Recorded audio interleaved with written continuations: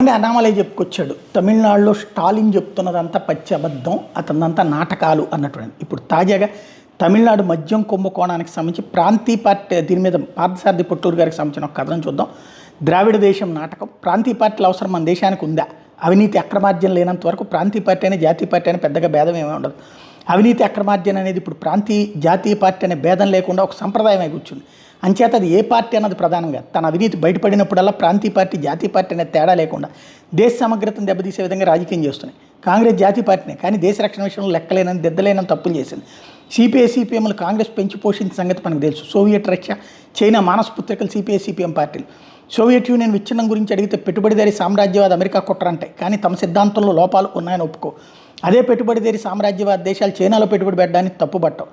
Enforcement directorate versus TASMAC Tamil Nadu state marketing corporation లిమిటెడ్కి సంక్షిప్త రూపం, లేదా టాస్మాక్. తమిళనాడులో మద్యం పంపిణీ మరియు నియంత్రణ చేసేది టాస్మాక్. తమిళనాడు ప్రభుత్వ రంగ సంస్థ టాస్మాక్. ఈడీ చేసిన తనిఖీల్లో మనీ లాండరింగ్ జరిగిందని బయటపడింది. పైపైన చేసిన తనిఖీల్లో 1000 కోట్ల రూపాయల మనీ లాండరింగ్ జరిగిందని ఈడీ చెప్తోంది. ఇది నీటిపైన కనిపించే చిన్న మొక్క లాంటిది, అదే నీటి లోపలికి వెళ్ళి చూస్తే పెద్ద మంచుకొండ కనిపిస్తుంది అని ఈడీ అధికారులు చెప్తున్నారు. అంటే పూర్తి స్థాయిలో దర్యాప్తు చేస్తే 10,000 కోట్ల మనీ లాండరింగ్ బయటపడుతుందని ఈడీ చెప్తోంది. ఎలా జరిగింది? మనకి ఇంతకుముందు ఇలాంటి కేసులు జరిగినవి ఏంటో తెలుసు, కాబట్టి వాటికి భిన్నంగా ఏమీ జరగలేదు. టాస్మాక్ అధికారులు, రాజకీయ నాయకులు, డిస్టిలరీ యాజమాన్యాలు కలిసి అవినీతికి పాల్పడ్డారు. మద్యం డిస్టిలరీలు అయిన SNJ, KLS, Accord, Saiful, Shiva కంపెనీలు మరియు మద్యం సీసాలు తయారు చేసే సంస్థలైన దేవి బాటిల్స్, క్రిస్టల్ బాటిల్స్ సంస్థలు ఒకదాంతో ఇంకోటి కుమ్మక్కై మనీ లాండరింగ్కి పాల్పడ్డాయి.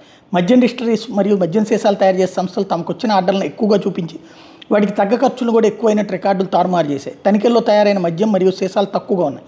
ఇది మరింత లోతుగా పరిశీలిస్తే కానీ మోసం బయటపడదు. లెక్కల్లో చూపిన ఆదాయాన్ని టాస్మాక్ అధికారులు జేబుల్లోకి వెళ్ళిపోయాయి. మద్యం అమ్మే రిటైల్ షాపుల్లో సీసా ఎంఆర్పీ మీద 10 రూపాయలు ఎక్కువగా అమ్మి ఆ డబ్బును టాస్మాక్ ద్వారా రాజకీయ నాయకులకు వెళ్ళాయి. టాస్మాక్ మద్యం రవాణా కోసం టెండర్లు పిలిస్తే వచ్చిన అప్లికేషన్స్ కొద్దిగానే ఉంటే ఫైనలైజ్ చేసింది ఒకే ఒక్క టెండర్ని. ఆ టెండర్ వేసిన అతను టెండర్ ముగింపు తేదీలో కట్టాల్సిన సెక్యూర్ డిపాజిట్ డిమాండ్ డ్రాఫ్ట్ను టాస్మాక్కి ఇవ్వాలి, కానీ డీడీ ఇవ్వకపోయినా టెండర్ అతనికి ఇచ్చారు. మద్యం రవాణా టెండర్ ఇచ్చాక సదరు వ్యక్తి సెక్యూరిటీ డిపాజిట్ డీడీ ఇచ్చాడు టాస్మాక్, కానీ డీడీ ఇచ్చిన వ్యక్తి తాలూకు కేవైసీ, నో యువర్ కస్టమర్ వివరాలు వేరువేరుగా ఉన్నాయి. అంటే టెండర్ ఎవరికైతే దక్కిందో అతను కట్టలేదు, డిపాజిట్ కాబట్టి మద్యం రవాణా టెండర్ ఎవరికో బినామీకి ఇచ్చారు. బార్ లైసెన్సులు జారీ చేయడానికి భారీ మొత్తంలో ముడుపులు తీసుకున్నట్టు ఆధారాలు దొరికాయి.